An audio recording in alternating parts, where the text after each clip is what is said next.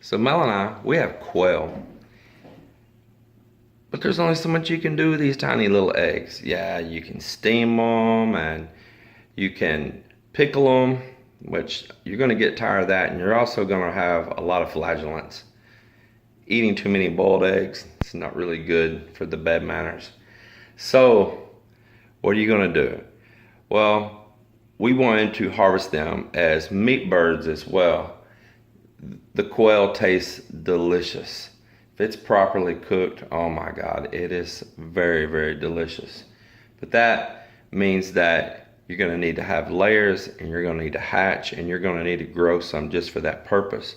You want to harvest them before they become old and aged so they're not tough.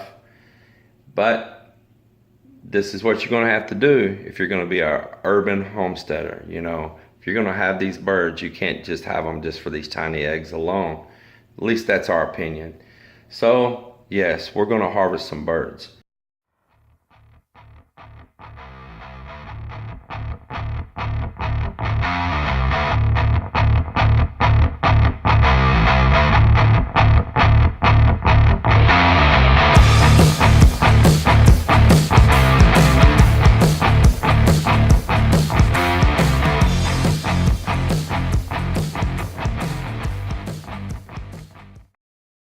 You're wanting to have all these birds, these fowl, rabbits and all.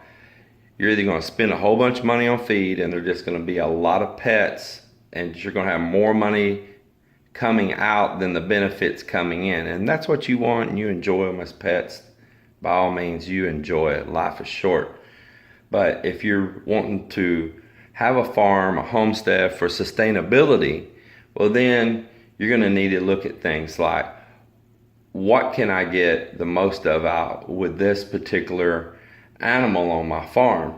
So for instance, like these quail, these tiny eggs, there's only so much you can do with them. Now my wife, she's from a different culture than we are here in the US, and they use these quail eggs in a lot of dishes, and let me tell you, they are delicious. But you'll get burnt out on that. But what we really enjoy is the meat. If you grow a young, healthy quail that as it becomes the mature size and harvest them and clean them, you can freeze that. It's a very nice meat. It's, you know, if you're trying to just eat the meat off of a tiny little wing, you're not going to get very much. But that whole bird and the breast area in it, it is very, very delicious. So this is what we're going to do. You know, this is what a balance us spending the money for the high protein feed that it takes for them to produce these eggs. Because quail will not produce eggs unless you give them a high protein feed, or they'll produce a poor egg or very few. But if you'll give them high protein, they will kick these things out like a machine. So I broke out the old incubator here. Now I'm going to tell you right now, I do not like this incubator. I have it and I'm going to use it. There are so many better ones out there. This thing makes it a little bit more work than it should be. You have a hard time controlling the humidity, and I know I'm going to have some viewers out there that's going to throw comments right off the bat, and they're going to say, you know, you can buy this digital thing and throw on there to read the humidity and this and that. I know you can do all of that, and that's exactly what I'm saying. Buy one from the start if you're serious about this that is better quality than what we bought. When we bought this several years ago, it's all you can find around these local stores around here, and it's still all I can usually find these local stores here. Just looked yesterday at a new place that opened over here in the neighboring town to us at Quinlan, that they opened up a new feed store. I went to go see what they had for incubators. The same old thing. I tell you, these things are not that great, but it will work, and I'm going to use it again, but it's going to require a lot of care, and especially regulating the temperature. As you see, I have tape on here. For some reason it has these little holes. Of course, my heat's escaping out. Heat rises, heat's going out. It's hard to maintain it in. Little holes everywhere. For what purpose they stuck all these holes? Little rubber plugs. I mean, just holes, holes, holes. These windows are just flimsy made, pop out of there. You go take the lid off and set it over, the window falls out. They're not that great. But I've hatched a lot of birds through here. The success rate's not as high as I'd always like it because you walk in and the temperature's done changed. Because this is not a digital thermometer. This has a little old dial knob here that it's like an old volume knob. You turn it a little bit left or right to adjust your temperature, and I mean a little movement makes a big change. And underneath here, it has a heating element around this outside edge. It is a pretty rudimentary type system. Next thing is, it has this egg turner. Now, most of the time you have to buy this additional. I did. I'm going to tell you, I've had several of these. Every one of them, the egg turner failed. You thought it was moving your eggs. It didn't. This little clock-like motor they have, they go out. They quit. And they're so quiet, you don't even know when they did it. And if you were just sitting around waiting to see if your eggs have moved, or assuming, let's just say you were assuming they moved and you didn't, well, you've probably already done damage to your eggs. I literally took a piece of tape here and I would mark it in line with that bar, and it gave me a reference point to see if it was moving or not. Sure enough, it wasn't. This thing is junk. Looks great, looks impressive, it's junk. Just throw it aside, don't buy one. Don't buy one in this brand. There may be another brand. This brand, if it just looks like this one, looks similar with the styrofoam, don't waste your money. Now I know you're gonna tell me I need to clean this. Believe it or not, this thing's clean. It's just stained. Over time, you're gonna have things happen, hatchings and all that, and this foam is porous. It will soak stuff up into it, and it soaks these things up that stain it. Melinda has cleaned this well. She's used Clorox to try to kill off any kind of germs or disease. We put it back up. I know it looks rough, but believe it or not, all of that stuff is kind of embedded into it. So then it has these little water areas here that you can pour water into these little slots, and it helps the humidity inside. Well, that's fine. Don't bump it. You're going to spill your water, and when you do, there's tiny little holes in here. Once again, the water is going to run out on the floor on this particular model. So that's another thing I don't like about it. The next thing, yeah, you got the great windows to view it, but they also are really poor insulators. They're huge, they're poor insulators. They're so affected by the temperature of the room. This thin styrofoam is also affected by the temperature of the room. So let's say you have this thing set on your perfect setting, 99.5. Let me see if I can focus. 99.5. See, they got it marked for most of your eggs out there. Well, you got it set, man. You think you're going great.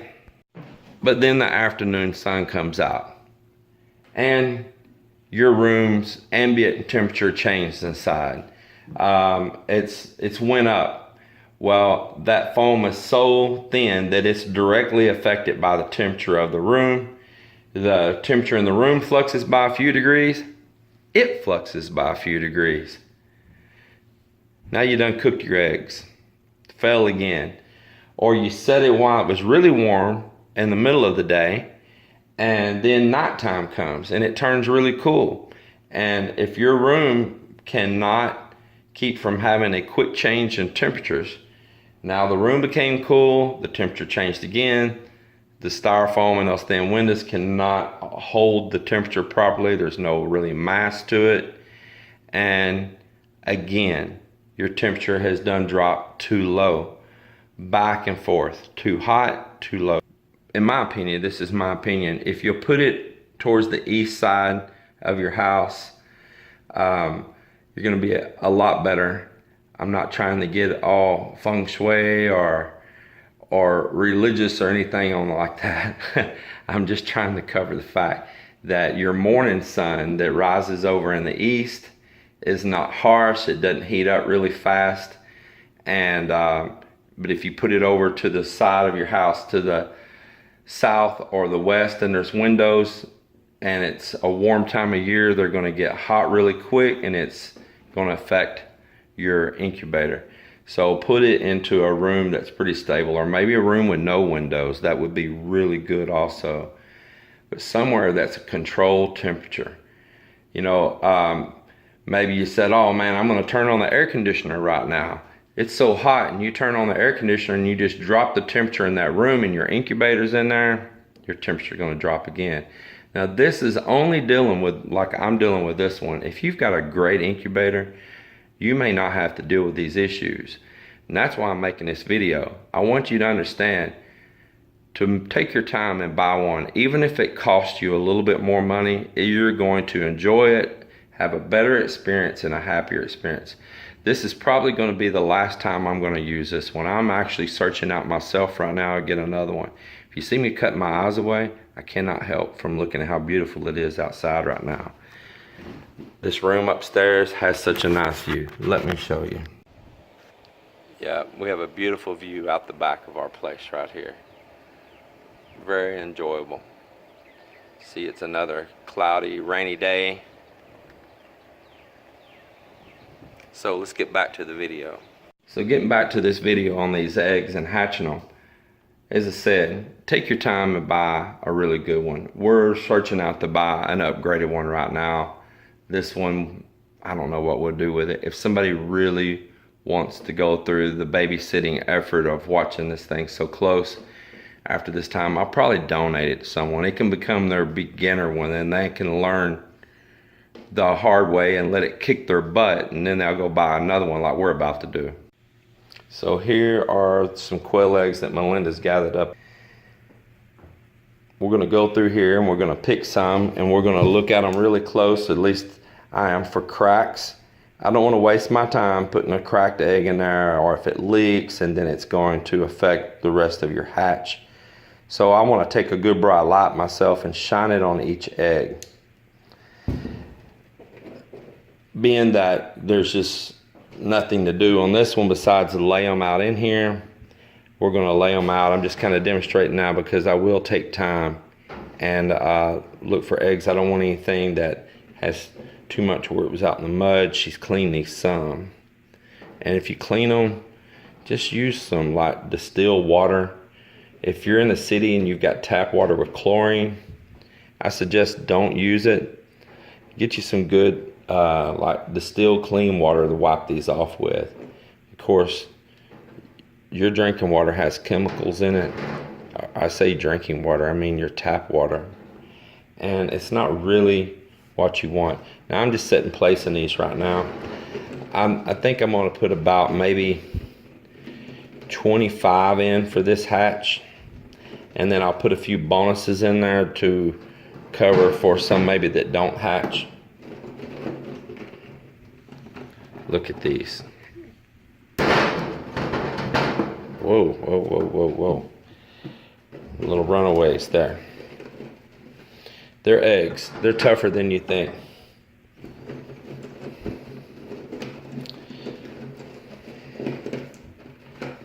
So let's see what we got here.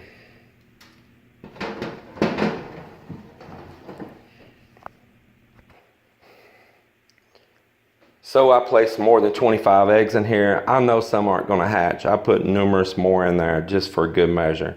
Now, I know your eyeballs are spotting out this big egg right here. Well, let me tell you, we had a quail to escape. She got in with the chickens. And her and this rooster, I think it may have been why she escaped, they had a passionate affair. And look what happened. Look what happened. And then she ended up dying, giving childbirth. And here we are with this. So in memory of her, I wanted to try to hatch her one poor egg. Okay, I know you're calling bull on that story. It is bull. Just having some fun. Now when you got your eggs from your quail and they were already just naturally clean, don't put anything on them. There's already like natural enzymes on there that protect this egg, even on your chicken eggs. And when you wash them, you're washing away that nature's natural protection on there when you wash them. But you don't want to put this, and I set this egg in here for an example. You're going to introduce disease into your hatch. So clean, naturally cleans the best, and check these things out. I see another one here.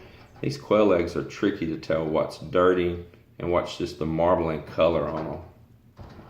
See, there's one there that also looks like it was exposed to a little bit of egg white or yolk that came out. Find a nice, pretty candidate to replace it with. All right. There we have it. I think this is going to be my group right here. Right there. So, now, you want to place this thermometer. Once again, I know that there's digital thermometers out there. I know this, and the next one I have is going to have that, and it's going to have a thermostat and where to regulate. But for now, I'm dealing with this one. So this thermometer though is made just for an incubator. So its temperature range is at a smaller range than your average home temperature thermometer you'd have on the wall out by the barn next to the rain gauge. This one cannot go down to real low temperatures. It will bust and freeze the bulb on it, and they're not supposed to go up to real high temperatures too. This is just made for a range that you're going to be dealing with something like this. So you want to place it where you can see it really easy through one of those windows.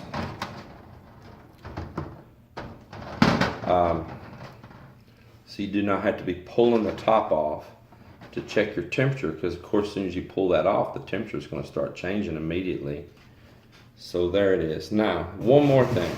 I talked about putting water in these little slots, but something I have found that works great too on the humidity is I take a paper towel and I dampen it with water, and I lay this paper towel in here. Now, each to your own. This is my method. Each to your own. Lay a paper towel in here. Let me rock that down where you can see. And that really helps that moisture come off and keep the humidity up in here, so that these shells and that little membrane behind this shell in there doesn't get too dry and stick, and when they later get ready to pip out of there, it becomes difficult for them, or they get too dehydrated in the shell. Maybe they don't make it full term on incubating. So you want to keep that humidity regulated. This incubator is horrible for that, so there will be no luck again on that besides just manually guessing it. But I've done it successfully many times. I may open this up and just pour me a little water on a paper towel, and if this paper towel gets to look dirty or any reason, change it, put a fresh one in there, and keep on going. It's cheap and it's easy.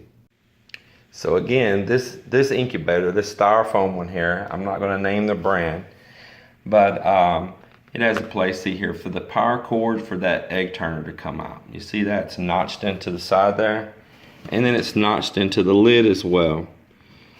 Well, that must be a pretty big cord they're planning for being through there, but once again, it's an air draft. Air draft. So what I usually do is I don't line those marks up. I'll make sure that I turn this somewhere else position so these two don't line up. Because you know, even in a drafty home, how a tiny little leak even by your window, you can really feel it. Well, just imagine trying to regulate a temperature on an incubator and you have a hole through there like this. So that's not good. So of course I can put something in there, fill that gap. I know that, but the easiest thing I found to do is just rotate it to where that gap does not line up with each other and eliminate that air leak. Eliminate them here. If you leave these open too much, you're going to lose your humidity out the top. So here it is, it's plugged up. I'm going to get a little cloth and wipe off these windows where I can look through them easier. And here it is. So you've got the temperature on the increase now. Now, probably the better thing that I should have done, to be really honest, is I probably should have went ahead and heated this thing up and then put the eggs in there. But I was trying to just, while it's apart, do a little demonstration video. So I was showing it apart without the lid on it and placing the eggs and doing these things. So y'all don't beat me up too bad out there. I know it can get really brutal when you put yourself out there to the public. It's not a perfect world. Don't ask it to be a perfect world, because I'm going to tell you, this world's imperfections hold a lot of beauty. So there it is. I can see the thermometer plainly through the window without opening the top. Just shine a little light in there if you need to, like I'm doing here on the other side. You want to get it right up to that little line that's already pre-marked so it's easy for you to see. That is 99.5. That's pretty much what you need on this. So I come down here to peek in on Melinda real quick in the chicken pen with her babies. She likes to bring them any leftover vegetables we have they can pick on, watermelon skins, anything that we have left over like that, she brings to them. Right?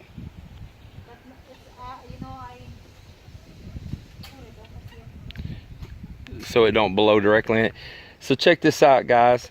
So we always get this leftover lumber. It's crate lumber. It's kind of this grass shot up in it, and it's wet right now. So yeah, it looks old, but it's just wet. See all this crate lumber here? So we got this wire here, secondhand.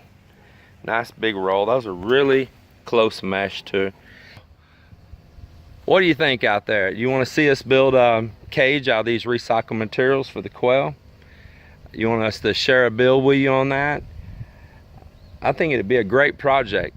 Maybe you can do the same thing, you know, go grab some used lumber, you know, somewhere. Everything doesn't have to be brand new, store-bought and fancy. This is farm life. This is homestead life. And plus, this is a country of surplus. There's always an abundance and leftover things. So it's pouring down rain again. Time to get in with her muddy boots. Her muddy boots. Show the muddy boots, Melinda. Show 'em. Wow.